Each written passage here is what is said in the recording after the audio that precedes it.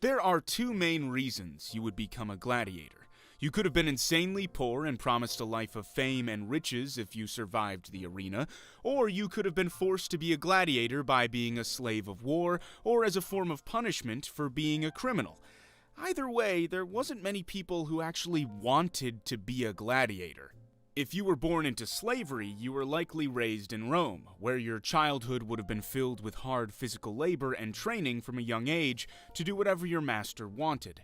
Growing up, you might have worked as a farmhand, household servant, or a laborer in the city, and if you had any access to education, it would have been close to nothing at all. Now, if you were a child born in a different country and captured in war, you probably were enslaved, taken far from wherever you were from, forced to speak a new language, and were shown the harsh realities of a slave's life in ancient Rome. The beginning of gladiatorial combat dates back to the early Roman Republic, around the 3rd century BCE. The fighting is believed to have been inspired by similar contests in other ancient cultures. At first, gladiatorial combat was part of life celebration.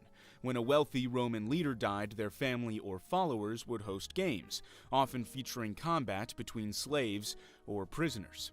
These early battles were symbolic, meant to honor whoever died.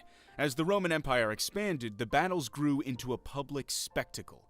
The first recorded gladiatorial games in Rome were held in 264 BCE, and 3 pairs of gladiators fought in the arena in honor of one of their leaders passing away. Gladiatorial games had become a massive part of Roman life. These games were not originally created as entertainment, but to serve as a ritual for the dead. As a gladiator, you didn't have very long to grow up. The transition from being a kid to the gladiator life was sudden and brutal. You would most likely be sold to a ludus, where you would begin your training.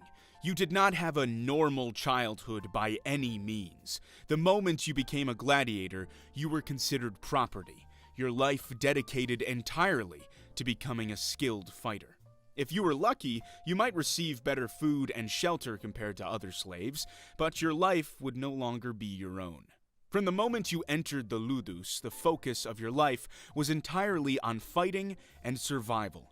You would undergo a physically demanding schedule where you were taught how to fight with various weapons, swords, spears, shield, and sometimes specialized equipment like nets and tridents, depending on the type of gladiator you were being trained to become.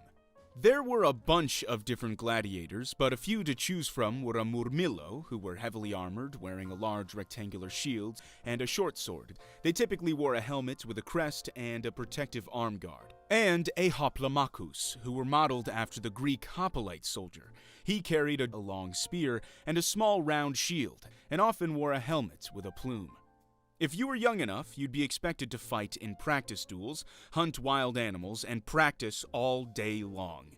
It wasn't uncommon for boys as young as 10 to start training for the arena, though many of your gladiator opponents were teens or young adults by the time they faced actual combat.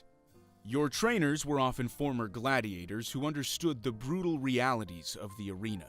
They would push you very hard, teaching you not only how to fight, but also how to survive.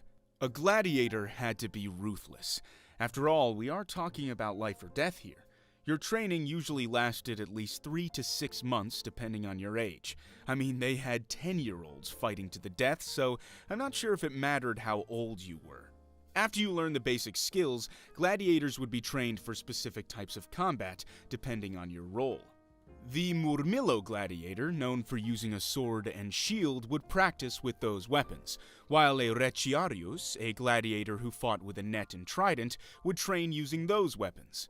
This specialized training could take several more months to perfect. Some gladiators who were very skilled might fight sooner, but for most, the path to their first public fight was long. Your daily routine was spent training for several hours each day. Gladiators needed to be in top physical shape, so your training would include strength-building exercises and endurance drills. Your trainers would teach you strategies for combat, including how to read your opponents and exploit weaknesses. So you could try not to die. Finally, after months to years of training, you're finally ready to step into the ring and try your luck with your first fight. You walk into the Colosseum, and this place is huge. It's 615 feet long and 157 feet high. Basically, the closest thing you'll get to a skyscraper back in these times. The Colosseum could fit up to 80,000 people, and the seating was arranged in a tiered fashion. The lower levels were for the elite of Roman society, such as senators, the emperor, and other important figures. Middle sections were for ordinary Roman citizens, with different areas for men and women, and the top tiers were the cheapest and often reserved for the poorer citizens or slaves. The crowd's reaction was a big part of the outcome of gladiator battles. When a gladiator was wounded or knocked down, the emperor or fans would decide whether the gladiator should live or die. A simple thumb up or thumb down was what would decide if you would live or die. The emperor had the final say in the matter, though. Some emperors were known for their brutal decisions, while others could be merciful, depending on their mood and the performance of the gladiator. Famous gladiators, especially those who survived many fights, could gain enough supporters to never be given a thumbs up to be killed, and the most famous gladiators could become celebrities in Roman society, with fans and even endorsements. Your first opponent will most likely be new to fighting just like you. The newer you are, the newer your opponent will be, so it's probably both of your guys' first fight. Neither of you want to be here, but there's not really much of a choice. Either you kill each other, or someone else will kill both of you. So instead, you make the difficult choice of fighting to the death. You go back and forth clashing swords and shields when you realize the man you're fighting is your old friend. Most gladiators knew each other, whether you were both slaves and grew up training together, or volunteered to try and go after the better lifestyle. Either way, it was either you or him. And there was no way you were dying in your first fight.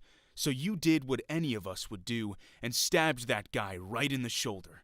All of this just for some cheap entertainment. While your opponent is on the ground with half his arm cut off, the referee is standing by, waiting to see if he is alive or not. The referee would begin the fight, watch the fight to make sure nobody was pulling any funny business like swords below the belt, and make the decision on who won if neither of the two gladiators died. They would declare a winner based on dominance, skill, or ability to land significant blows. And as I was busy telling you about what the ref does, the guy you just stabbed in the shoulder is now dead.